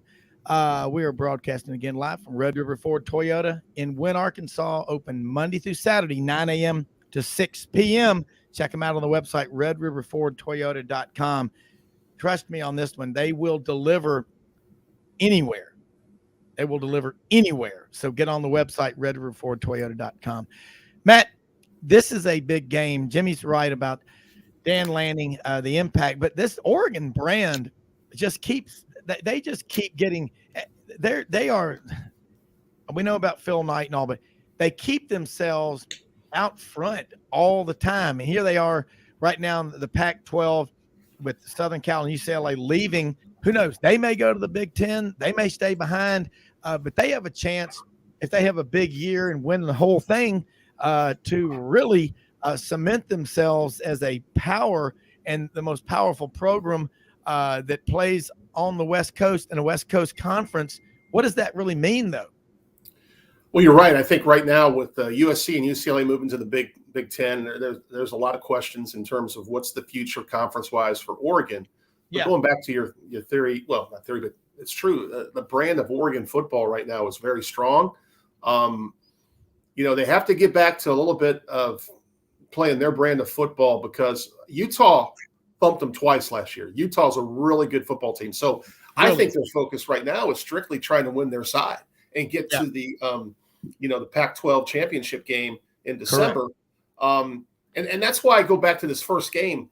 The biggest thing I think Oregon has to do is show up and play really good physical football for 4 quarters and make it a game for 4 quarters because Georgia is the defending national champion. As we know, if you have a chance to win a football game, the later in the game, especially in the 4th quarter, it's anybody's ball game. Got to protect the ball, got to limit turnovers because Georgia is one of those teams you cannot allow a special teams play to get them motivated, block punt, whatever. We've seen that last year. Quite frankly, what it means for Oregon, they really need to have a year where they get up 9-10 wins and are in contention in every ball game. So they have a pathway to their next step. And I think it eventually could lead to the Big Ten. But that's probably not coming anytime soon. We know that the Big Ten's kind of made their move right now, and we just saw the big TV deal that the Big Ten received, especially with going to CBS in the future. So I just think when you're thinking West Coast football right now, you're thinking 2 schools. You're thinking Oregon, you're thinking USC. And right now with Lincoln Riley at USC and Dan Lanning at Oregon, you got two staffs that are literally recruiting at such a high clip. I think they're both 13th and 14th nationally right now, and that's even with the head coaches coming in, midway through the process. And in the Pac-12 rankings, I think it's 1-2 Oregon, USC, one or the other. So Oregon got a big commitment from Dante Moore, 5-star quarterback out of Detroit, Michigan last month, and I think that's going to springboard to a top 10 class. And a lot of people have him as the number 1 quarterback in the country. There's a big debate. I know Arch Manning has been raved upon, but Dante Moore is a name in the future that you're going to hear with Oregon football. Well, that brand though, they can go anywhere, and the Nike allure and all that is powerful. Again, with Southern Cal and UCLA leaving and going to the Big Ten, you just don't want to see football on the West Coast and the Mountain West and all like that disappear, because next thing you got to think about is the Big 12 jumping in and going after Arizona and Arizona State, because there's so many people, transplants, that live out in Phoenix and Scottsdale, retirement communities that come from the Midwest, the upper Midwest and the Great Plains states and all. So they're thinking that's a big TV market. Phoenix is, a lot. And so is Seattle. So, we talked about it a lot. 65-70% of the TV sets in America are in the geographical footprint that makes up the Big Ten, because you're bringing in that market in Southern California with Southern Cal and UCLA. Wow. The SEC, as great as this conference is, had better be careful not to get too cocky and let the Big Ten, go around the back, because look, ESPN got boxed out by NBC, CBS, and Fox. What does that mean? We talked about this Saturday. ESPN has more money to spend on the Pac-12, the Mountain West, AAC, Big 12, other conferences. I think that is true, don't you? I do, and I think it's going to be really curious. What's going to come of is there a Pac-12, Big 12 merger coming on? If that's so, what does that look like? Because you're spot on with the Phoenix market. With Arizona State. I'd be remiss. They're a big rival, but Washington, the Seattle market. I think right now, it's a tough situation to be in. But if you're Oregon, are you hanging back and waiting for that invitation to the Big Ten and not trying to go to the Big 12? I think the Big Ten is the ticket if I'm Oregon, and if I'm the Big Ten, I have to have a partner for travel purposes and everything, travel partner. And I would think it makes sense with Washington and Oregon to be the next two dominoes to fall. But, I don't know. Do you decide, hey, we're going to keep our brand? If we go with the Big 12, do we have a situation where we kind of put ourselves in like you said, we are this Oregon brand that's now the premier West Coast football team because USC and UCLA decided to go to the Midwest. Essentially, even though it's the market, they're still going to play the majority of their football games in the Central time zone, right? So it's an interesting decision. I don't have any clue what's going to happen, but I still think Oregon's heading to the Big Ten at some point. Yeah, I won't be surprised about that. All right, let's switch gears. Let's get back. You're looking at the SEC right now. A&M, and you've got a lot of good knowledge of A&M. Their quarterback situations. Is it going to be Max Johnson? Is Haynes King coming back? Zach Calzada bolted after being the starter last year. He saw something he didn't like. He's at Auburn. Now he's struggling. Look, when you have shoulder surgery, I haven't had it, but I've pulled shoulder on both shoulders before doing, weightlifting and stuff. It really hurts. I mean, it hurts when you roll over in the bed and the sheets catch you. It's horrible. Not to mention being hit by 300-pound defensive linemen going 20 miles an hour.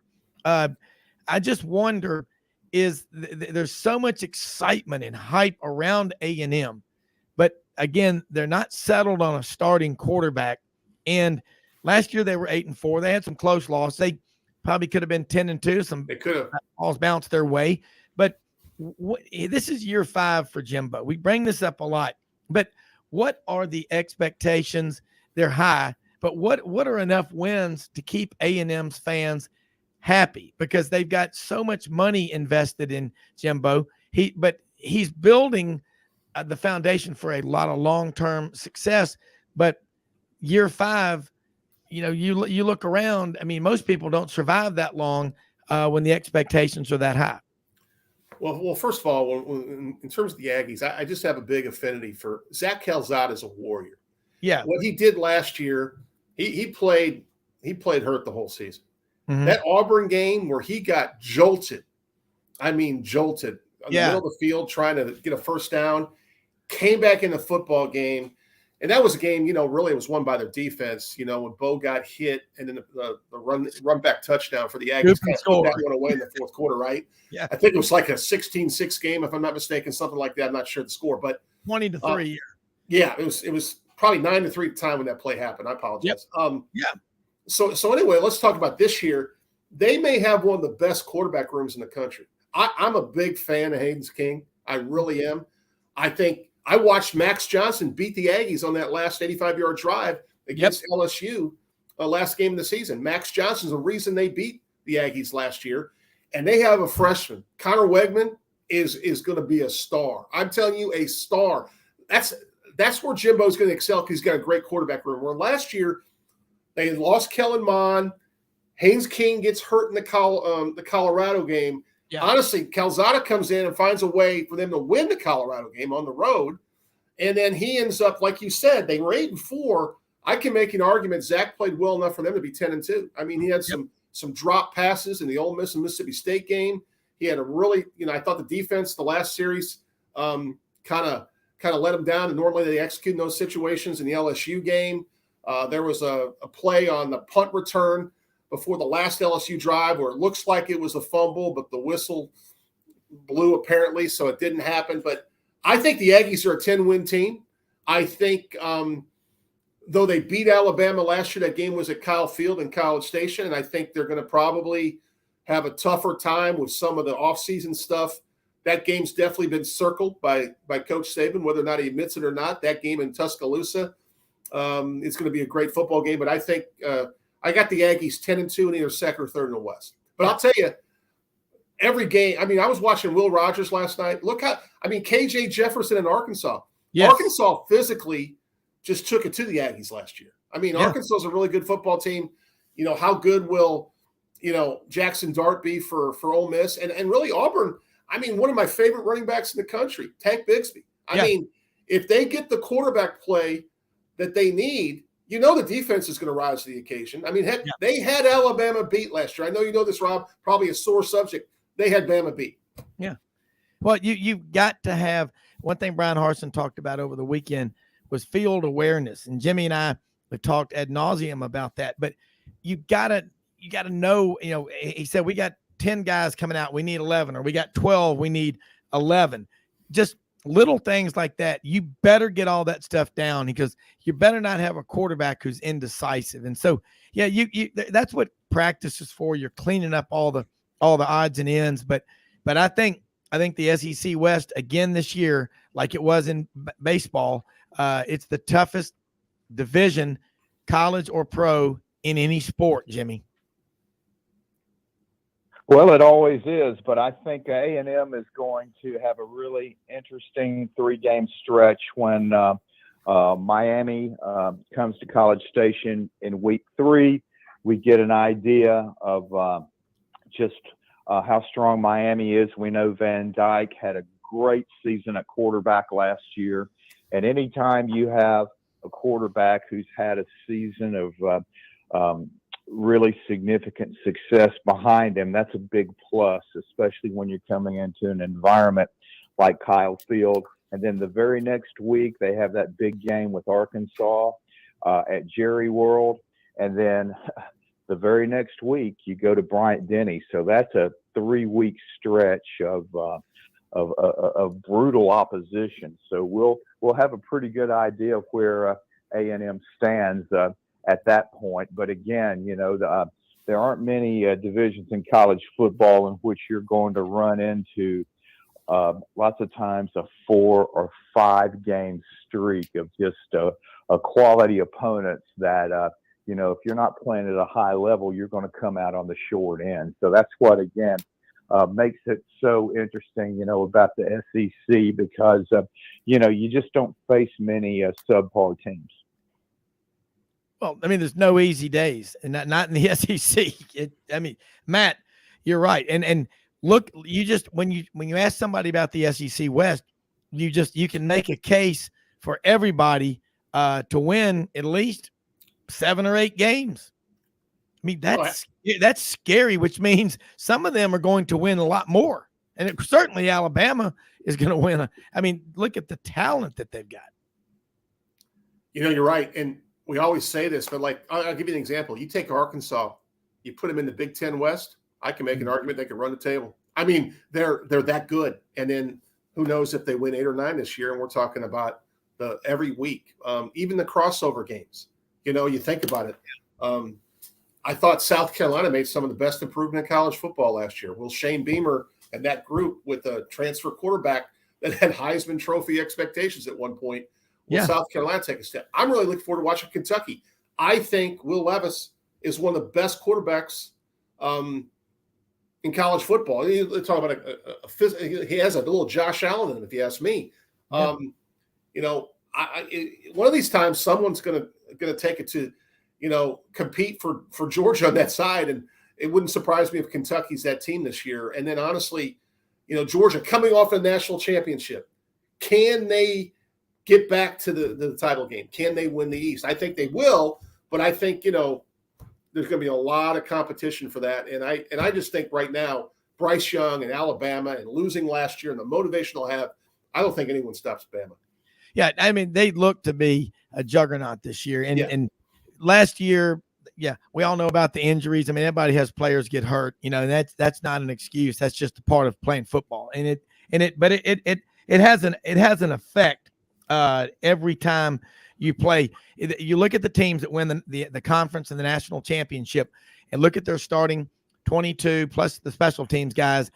They usually have maybe only 1 or 2 of them that are injured, and then they have tremendous depth. Matt, great segment. Let's get you on again later in the week. Great insight from you, that Midwestern common sense. Hey, we can't get too high, can't get too low. Stay somewhere in between. Yes, that's easier said than done. But anyway, go Lynx, Cats, and congratulations on your son being out there at Oregon. And And I'm going to give you some places that you can park after the show. I'm going to call you on the way to Birmingham. All right. Take care, my friends. Thanks, Rob. See you, Jimmy. You do too. All right, let's head down to Baton Rouge right now. Talk to Jacques Doucet. I met him down at SEC Media Days. Sports anchor, WAFB 9 Sports, two-time Louisiana Sportscaster of the Year, two-time Emmy Award-winning broadcaster. And Jacques, I watched the interview my wife and I did last night with you and Brian Kelly. It was about a 35-minute segment. Really good. I mean, that's a lesson on how I want to conduct interviews. You've got quick, short questions. You don't ramble and make endless statements that don't make any, you just quick questions and you let him talk and give you great answers. And it revealed a side of Brian Kelly that only a true grit journalist like you that makes it about the guest can do. But man, I'm glad to have you on here because I want to hear what your thoughts are now about practice and everything like that. The stretching that we all get to see nowadays. But let's talk some LSU Tiger football. Well, Rob, it was great to meet you and your wife in Atlanta. Enjoyed that a lot, and thanks for all your very kind words. We're very grateful that LSU gave us a one-on-one opportunity with Coach Kelly. I tried to jot down as many things as I could that perhaps hadn't been asked already, and he was very personable. I must say that, I've been covering LSU football for a long time. LSU played Notre Dame in 2 bowl games since I've been here, or at least when he was the coach in 14 and 17, and both times I walked away kind of thinking, man, this guy's not too bubbly. But he's been, I don't know if he's been coached up a little bit or changed in previous years, but he's fitting in well so far. Of course, he hadn't played a game yet, but we'll see how it all goes. But I've enjoyed covering him. He's given us a lot of access to practice too, and I've been very appreciative of that also. All right, let's do this. We're going to take a quick commercial break, and we're going to come back. We are live from Red River Ford Toyota in Wynne, Arkansas, redriverfordtoyota.com. Jacques Doucet, Baton Rouge, LSU, after this quick break.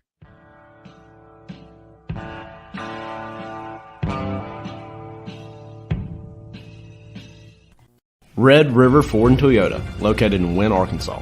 If you're in the market for a new or used car, truck, or SUV, call, go online, or drop by and see them.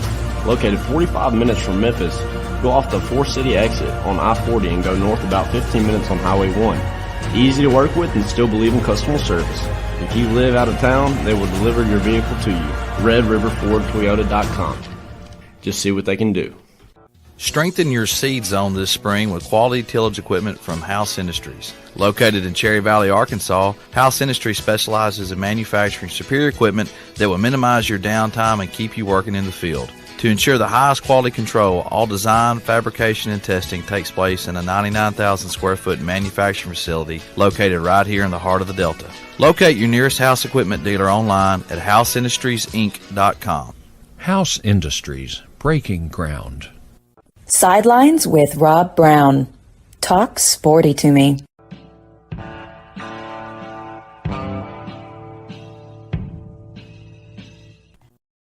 All right, Rob Browne back here with you. Jacques Doucet, WAFB Sports, Channel 9 in Baton Rouge is with us. And again, great interview. And my wife and I were even talking during the break. Really showed a side of Brian Kelly because most people in the South didn't really know him that well. And I think he's really very comfortable and having fun. And I think he is going to grow. And Jimmy predicts a couple of national championships while he's in Baton Rouge. Now, I'm an Auburn grad, and I know we'll go toe-to-toe with you. And my good friend Frank Duffy, Mr. LSU Tiger, he'll be coming down on Bengal 1, his 40-foot RV that's painted purple and gold for the Auburn LSU game. But, Jacques, I tell you, LSU fans are one of the reasons why college football is so damn special. And you were down there. We have Jimmy Ott on with us a lot, the Ott father. He has maybe one of the greatest jobs in the world, eating at a local restaurant in Baton Rouge every day. I don't know how you do it, but my favorite food in the world is Cajun food. I mean, I absolutely love the food, the people down there. What's it like now as Brian Kelly integrates and he brings his people in, and then the people there in Baton Rouge, which has doubled in size since Katrina, they open their arms and welcoming him, and obviously the wins and stuff will make it even more welcoming. Yeah, he's 60 years old. He signed a 10-year contract. Will he serve all 10 years of that? We'll see. It's a very interesting fit. I was joking with somebody yesterday. I said, do you ever think Brian Kelly's out in the practice field and just for a split second thinks to himself, what the hell am I doing here? You know, because it just felt like such a crazy move, you know, just didn't see it coming. You know, I mean, we talked a lot about different coaches, and I don't think we spent a whole lot of time talking about Brian Kelly when Coach Hill was dismissed. But, you know, there were some people that have been on this staff for a very long time. Tommy Moffitt was the strength and conditioning coach for 2 decades. He was part of 3 national championship teams and another LSU team that played for the national title in 2011. There was a guy like Corey Raymond, who was very popular as a defensive backs coach and as a recruiter. And even a guy like Kevin Falk, LSU's all-time leading rusher, longtime New England Patriot in the Patriots Ring of Honor, 3-time Super Bowl champion, had been brought on staff as a running backs coach in previous years. And those are just 3 guys who aren't coming back. I mean, Coach Kelly totally power washed everything. I mean, pretty much even the young ladies who were working on the LSU recruiting support staff were replaced. So it is a whole new look. It's a whole new feel. Graduate champions is something he says over and over again. Now, look, if LSU loses a game and fans are sitting in traffic on Nicholson Drive after a contest, I doubt someone's going to say, well, we lost tonight, but we're graduating a lot of guys. You know, so that's not going to translate. That's right. but it does seem like he is putting a stress on, hey, you know, when you're on that campus, be respectful, be a gentleman, go to class, do well in school. And I think one line that you saw in that interview that stuck out to me was that he said, look, if you go to class, chances are you're not going to jump off sides in a game. So, you know, it all connects to what he's trying to preach to them. Yeah, he really is. I mean, I there's something about him, you know, he ain't very old. He's very energetic. He seems like he's in good shape. I watched him at media days when you and I were in the electronic media room. He came in. He looks at you when he's talking to you. He looks right at you and addresses you. He's from Boston. Bruce Pearl's from Boston.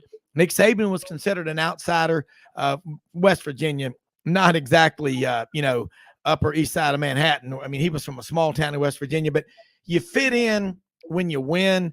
And when people see you working really hard and the wins come, they'll follow you anywhere. Jimmy, jump in here with Jacques Doucet. Well, I haven't predicted multiple national championships. Maybe a Brian couple Kelly at LSU, but considering that the last 2 coaches outside of Saban have won the national championship, I cannot imagine him not winning one. I mean, the one thing that's overlooked about him is that he's been successful everywhere he's gone, and he's done it at multiple levels. He's coached at the Division II level. He went to Central Michigan and Cincinnati, quickly established success there.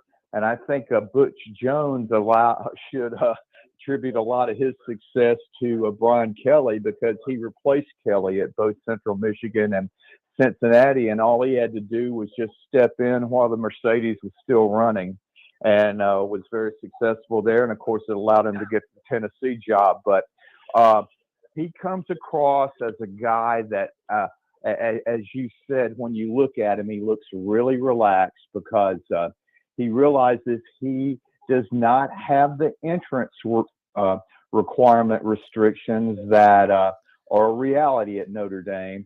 And he's got a shot at the same players that everybody else does in the league. And LSU, even during their down periods, you are very seldom going to see a time in which they don't have quality talent on the field. And I think he really relishes that opportunity. And another thing that sticks out to me about Kelly is that he's an offensive coach. He's notoriously hard on his quarterbacks, but so is Jimbo. So are a lot of coaches, because they want those guys to reach their ultimate potential. And I just see a level of organization and professionalism that the Tigers haven't seen in the last couple of years. So I think winning solves everything, and I think LSU is going to really make progress this season, just from an improvement standpoint in every area of this program. But again, you know, you got that big game early with Florida State. You got the road game at Auburn, and that should give you an idea of just how far along they are in the early stages of the season.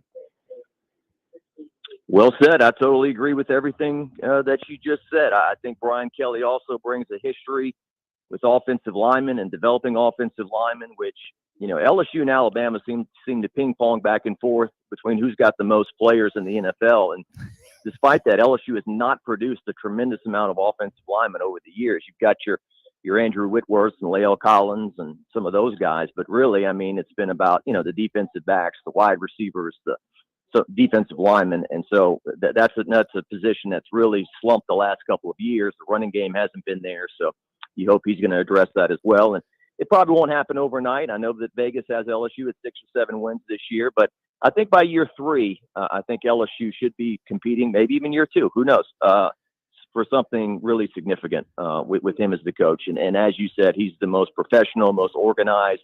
He is the most accomplished head coach LSU has ever hired. When they hired Nick Saban, he had not really become Nick Saban yet. Everyone knew about his reputation, and this guy is going to be something big, but he hadn't hit that stride yet. This guy, like you said, everywhere he's been, he's won big.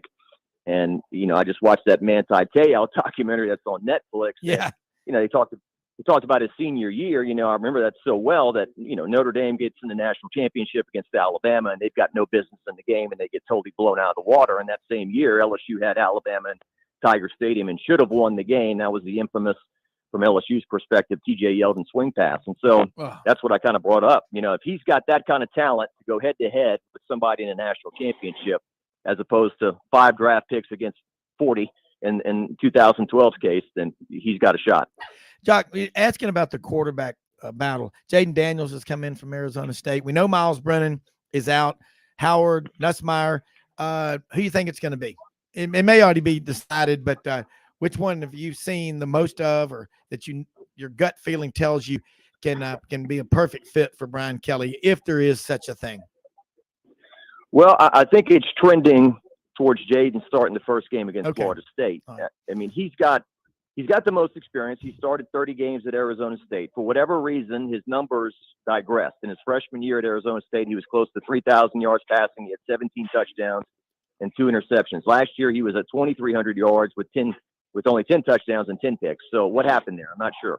So can they coach him up? Can they get him better in the passing? I think he's very good on the short passing game, and he throws a pretty deep ball. I think it's more getting him confident in those 15 to 20-yard intermediate throws and getting more accurate there. But, man, when he takes off and runs, it's pretty electric. He's as big around as a toothpick. He's very thin, but when he starts running, he's like a stallion. So, and then Nussmeier played a little bit last year, but he's very inexperienced. He's got some Manziel in him, some college Manziel, not pro Manziel, college Manziel in him in terms of scrambling and throwing and doing some things, but he wants to shake the gunslinger tag. So that's the way it's looking right now. And in my experience, at least Coach Kelly on Saturday said he expects both to play. He does not like playing 2 quarterbacks, but I think that's kind of inevitable. And Walker Howard is, some people call him the future. He was a 5-star, and I think that he'll kind of play the role. If this was an NFL team, he'd be the first-round draft pick, kind of being mentored by the older guys, and then maybe next year he's ready to roll. So, well, LSU running backs, talk about John Embry. They always have running backs, and you said it about the offensive line with LSU. You hear this over and over, and a perfect example is, we say it a lot, Alabama's class last year, Jacques, was brought in one of the most heralded offensive line classes ever signed. And it was J.C. Latham late in the season got a chance to play. But, you brought in the Brockemeyer twins out of Trinity Episcopal out in Fort Worth, of one's a 4, one's a 5. Where are they? And we're having this debate or this discussion frequently. Where are the offensive linemen? And it's the 7-on-7, it's the hurry up, no huddles, it's whatever. But we better get back to building offensive linemen. And we're going to have Jim Nagy, executive director of the Senior Bowl, on with us tomorrow and talk about their preview of the upcoming season. But he'll tell you the linemen are at a lot of the lower, group of 5 and lower level schools, because they'll go spend 2 or 3 years in development. But LSU always has running backs, and that offensive line issue, it's not just them, it's everywhere. Yeah, LSU this year in their recruiting class, which is unusual because for whatever reason, Louisiana just hasn't produced a ton of offensive linemen. Andrew Whitworth, that goes back to the 90s, Lael Collins, but in the mid 2000s, I guess 2010, 11, something like that. But this year with Will Campbell, he's going to start at left tackle. All indications, a true freshman who came in, he should have been at the prom, and he's out for practice with LSU playing left tackle. And all indications are this guy's going to be a first-round draft pick after 3 years. And then Emory Jones is another guy from Baton Rouge, from Catholic High, a perennial state champion, who looks like he's ready to play right away. He may not start, but it looks like he's certainly going to play. So those guys are starting to come along. But yeah, I think in 2019, LSU's dream team, there were some offensive linemen on that team that are now in the NFL. Lloyd Cushenberry was the center, Damian Lewis, Sadiq Charles, some of those guys. But still, it was a lot of, misdirection and pass to set up the run, and Clyde Edwards-Helaire dancing around people. So, they've kind of lacked that. And then when they did get the big running game with the Leonard Fournette, then they didn't have the passing game to complement it. And Les Miles is trying to run over Alabama, and that we know that didn't work. So yeah, it is. If you look around the league now, in the West alone, where there's nowhere to hide. You got Arkansas up top, A&M at the bottom down in Texas, everywhere in between, the Mississippi schools. I mean, they are so good. They've got money. Everybody in this league has money.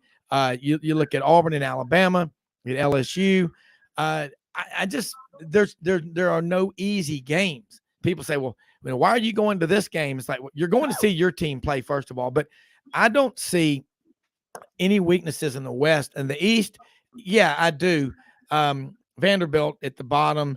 But look what they're doing at South Carolina, and Florida's in a rebuilding stage.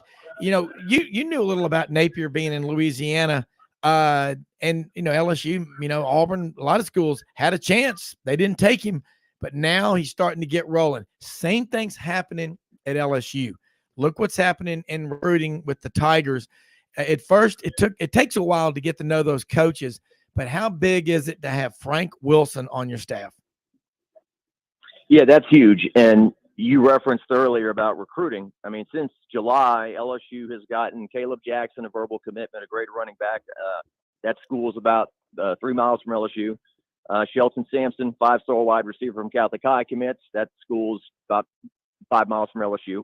So, and then Kylan Jackson from Zachary, and on down the line, Ricky Collins from Woodlawn. All these guys are in the Baton Rouge area. I mean, that's 4 commitments since July, as opposed to hopping on a plane and flying all across the country. And what are your grades like? And can we get you in? I mean, it's just so much easier to recruit here for him.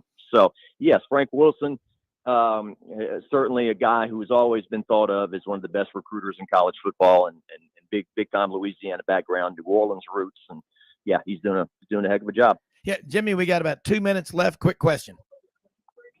Yeah, I was curious about what is Kelly's role in the recruiting process. Is he going to be the closer, or is he going to be a guy that from the time he arrived in Baton Rouge, has he been out there trying to establish relationships with the marquee high school coaches in the state? Because we all know in the Southeast, for a Power 5 conference head coach, it is critical for he and his staff to establish strong relationships with the iconic high school coaches in their region. All the commitments we've talked to so far say they're impressed with Coach Kelly and his organization and his vision and everything. I've heard different things, and I don't want to speak out of turn, but I don't know if he's as involved as hands-on as, say, a Coach O was in recruiting. But I think the way he's got it set up is working. These assistant coaches are doing a great job. Your Cortez Hankton, who was with Georgia last year as the national champs, is the new wide receivers coach. Brian Polian doing a great job. You got Joe Sloan, who was a longtime coach at Louisiana Tech, who knows the state backwards and forwards, and certainly has a lot more to recruit to now. So I just think he's put together a good staff, and I think he kind of watches over it, and I think picks his spots where he steps in to recruit. Certainly when they bring the guys on campus, he's very involved in all that. So there's been a lot said about the dancing. We'll see how much dancing takes place moving forward. But, so far so good for LSU, close to being in the top 5 right now for 2023. Well, Jacques, I'm guessing very little dancing. If he does, he needs to be sure that this guy is definitely going to sign with me, like Walker Howard did. So. Yeah, man, Jacques, this has been great. We got to get you back on more often. This is really insightful on LSU. Let people know how they can follow you. You put out a lot of great content and interviews, and we are just glad we had you on. Well, anytime, Rob. I appreciate it. WAFB.com is our website. You can find me at Jacques Doucet on Twitter and on my Facebook page and whatnot. We're going to post an interview today with former LSU wide receiver Malachi Dupree that's going to go up. And so we try to put out as much content as we can, as much as we can, for, as we know, LSU football fans have an appetite that will not be quelled. No, I'm gonna put that out on our website, and we will make sure people know about you, because we got a lot of LSU listeners. Great with Jacques Doucet down in Baton Rouge talking LSU. Look, great show today. We are here with you every Monday through Saturday, 8 to 10 a.m. Central, 9 to 11 a.m. east of the Chattahoochee. And on Saturdays, Kicks 96.3 FM in Central Alabama. We'll be back tomorrow. Got Jim Nagy will join us among our guests, Executive Director of the Senior Bowl. Look, go out and have a great day. Help somebody with the expectation of nothing in return. Most often we see the face of Christ in the least among us. And don't forget, we live in the greatest country in the history of the world, and it's about to be the start of college football season. Have a great day. We're out of here.